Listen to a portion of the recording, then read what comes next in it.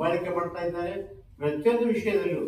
ಈಗಾಗಲೇ ನಾವು ವಕ್ಫ್ ಬೋರ್ಡಿನಿಂದ ನೋಡಿದ್ದೀವಿ, ಬೀದರ್ ಜಿಲ್ಲೆಯಲ್ಲಿ ಸುಮಾರು 13,000 ಕೇಸ್ಗಳಿವೆ. ಇಂಥ ಒಂದು ಘಟನೆಯಿಂದ ನಮ್ಮ ಮನೆ ನಮ್ದು ಅದರೋ ಇಲ್ಲೋ ಅಂತ ಕೇಳೋರು ಇತ್ತು ವಕ್ಫ್ ಬೋರ್ಡಿಗೆ. ಅವ್ರಿಗೆ ಆ ಜಾಗ ಬೇಕಿತ್ತು ಅಂದ್ರೆ ಅದು ನಮ್ದೇ ಅಲ್ಲ ಅಂತ. ಈಗ ಅವರಿಗೆ ಬಸವಗಿರಿ ಬೇಕಿತ್ತು, ವಿಧಾನಸೌಧ ಬೇಕು, ಯಾಕಂದ್ರೆ ಅವ್ರಿಗೆಲ್ಲ ನಡೆಸ್ಲಿಕ್ಕೆ ಯಾವುದು ಜಾಗ ಇಲ್ಲ, ಅವ್ರ ಕಾರೋಬಾರ ನಡೆಸ್ಲಿಕ್ಕೆ.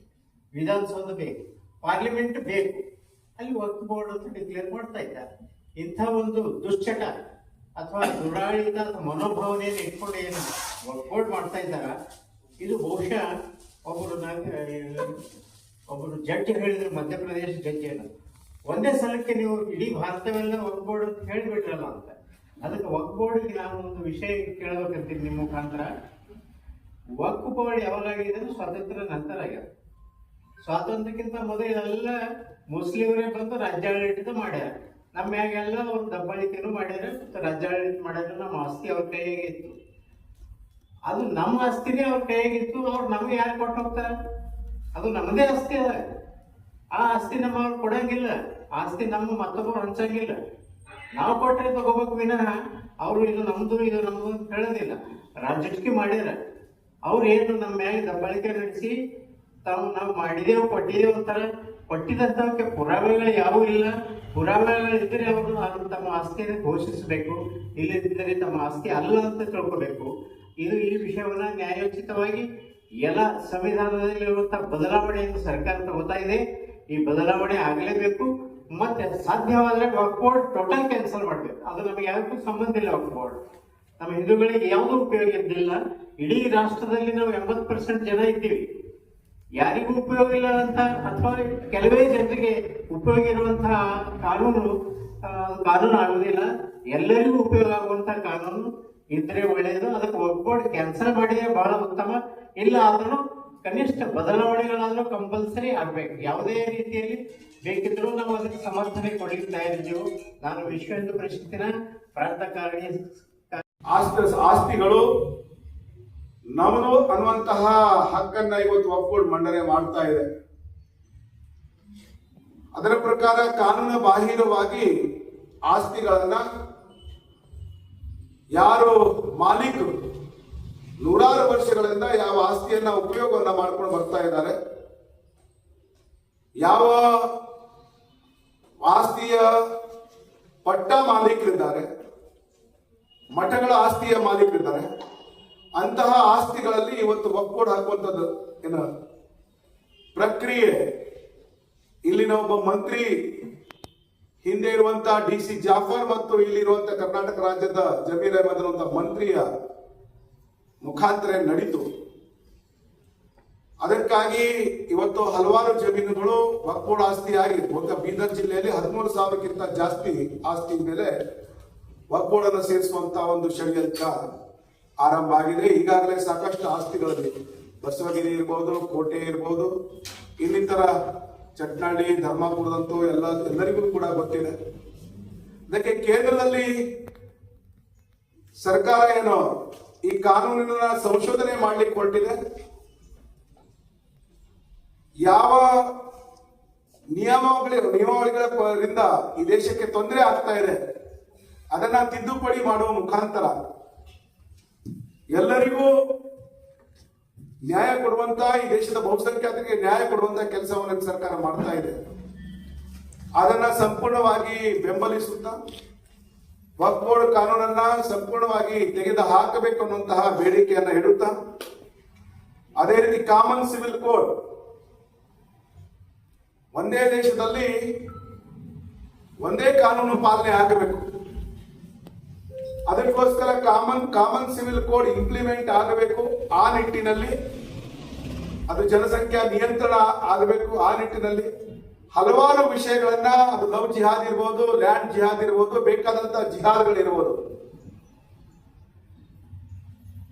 ಈ ಎಲ್ಲಾ ವಿಷಯಗಳನ್ನ ಇಟ್ಕೊಂಡು ಒಂದು ಬೃಹತ್ವಾದಂತಹ ಜನಜಾಗೃತಿ ಸಭೆಯನ್ನ ಬರುವಂತ 8ನೇ ತಾರೀಕಿಗೆ ಬೀದರ್ನಲ್ಲಿ ನಡೀಬೇಕಾಗಿದೆ.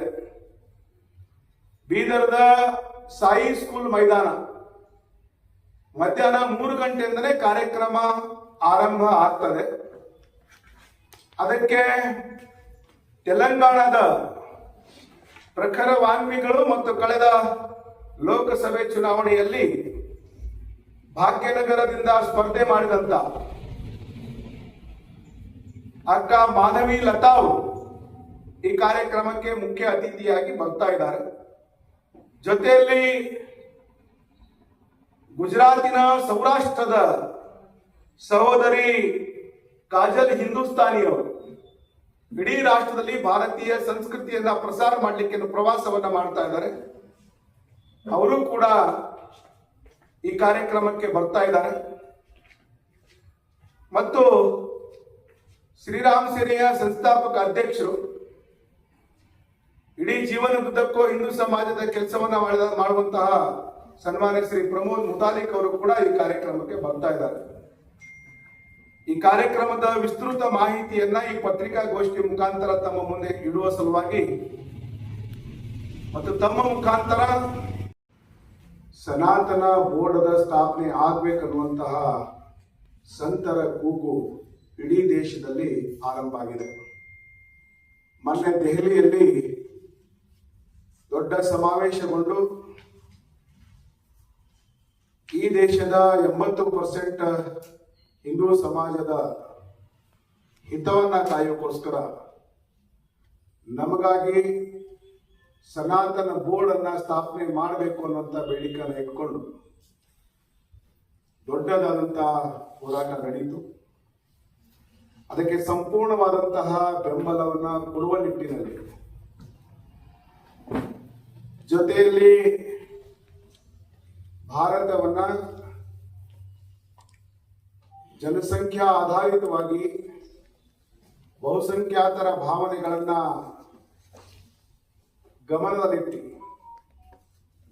ಈ ದೇಶವನ್ನ ಹಿಂದೂ ರಾಷ್ಟ್ರ ಅಂತೇಳಿ ಘೋಷಣೆ ಮಾಡಬೇಕು ಅನ್ನುವಂತಹ ಸಂತರ ಬೇಡಿಕೆಗೆ ವಿಶೇಷವಾಗಿ ಹಿಂದೂ ದೇವಸ್ಥಾನಗಳು ಸರ್ಕಾರಿ ಅಧೀನದಲ್ಲಿ ಇದ್ದ ಪರಿಣಾಮವಾಗಿ ಭಕ್ತರು ಹಾಕುವಂತಹ ಹಣ ದುರ್ಬಳಕೆ ಆಗ್ತಾ ಇದೆ. ನಮ್ಮ ಹಣ ನಮ್ಮ ಹಕ್ಕು. ದೇವಸ್ಥಾನ ಸನಾತನ ಬೋರ್ಡ್ ಸ್ಥಾಪನೆ ಜೊತೆಯಲ್ಲಿ ದೇವಸ್ಥಾನಗಳನ್ನ ಆ ಸನಾತನ ಬೋರ್ಡ್ ಮುಖಾಂತರ ಹಿಂದೂ ಸಮಾಜಕ್ಕೆ ಒಪ್ಪಿಸಿ ದೇವಸ್ಥಾನದ ಹುಂಡಿಗಳಲ್ಲಿ ಬರುವಂತಹ ಹಣವನ್ನ ಈ ದೇಶದಲ್ಲಿರುವಂತಹ ದೇವಸ್ಥಾನಗಳ ಹಳೆಯ ದೇವಸ್ಥಾನಗಳ ಅಭಿವೃದ್ಧಿಗಾಗಿ, ಅದೇ ರೀತಿ ಗೋಶಾಲೆಗಳ ನಿರ್ಮಾಣಕ್ಕಾಗಿ, ಹಿಂದಿನ ನಮ್ಮ ಸನಾತನ ಪರಂಪರೆಯ ಗುರುಕುಲಗಳನ್ನ ಸ್ಥಾಪನೆ ಸಲುವಾಗಿ ಮತ್ತು ಧಾರ್ಮಿಕ ಕೇಂದ್ರಗಳನ್ನ ನಡೆಸುವ ಸಲುವಾಗಿ ಆ ಹಣ ನಮ್ಮ ದೇವಸ್ಥಾನ ಸನಾತನ ಹಿಂದೂಗಳಿಗೆ ಒಪ್ಪಿಸಬೇಕು, ಅದಕ್ಕೋಸ್ಕರ ಸನಾತನ ಬೋರ್ಡಿಗೆ ಒಪ್ಪಿಸಬೇಕು ಅನ್ನುವಂತಹ ಬೇಡಿಕೆ ಇವತ್ತು ಸಂತ ಸಮಾಜದಿಂದ ಹೊರಗಡೆ ಬಂದಿದೆ. ಜೊತೆಯಲ್ಲಿ ಇವತ್ತು ಜ್ವಲಂತವಾಗಿರುವಂತಹ ಸಮಸ್ಯೆ ವಕ್ಫ್ ಬೋರ್ಡ್. ಜಗತ್ತಿನ ಯಾವುದೇ ದೇಶದಲ್ಲಿ ಈ ರೀತಿಯ ಕಾನೂನು ಇಲ್ಲ. ನಮ್ಮ ದೇಶದ ಸುತ್ತ ಇರುವಂತಹ ಮುಸ್ಲಿಂ ರಾಷ್ಟ್ರಗಳಲ್ಲಿಯೂ ಕೂಡ ವಕ್ಫ್ ಬೋರ್ಡ್ ಅನ್ನುವಂತಹ ಯಾವುದೇ ಕಾನೂನು ಇಲ್ಲ. ಆದರೆ ಅವತ್ತಿನ ಕಾಂಗ್ರೆಸ್ ಸರ್ಕಾರ ಈ ರೀತಿಯ ಒಂದು ಕಾನೂನನ್ನ ಪಾಸ್ ಮಾಡಿ ಇವತ್ತು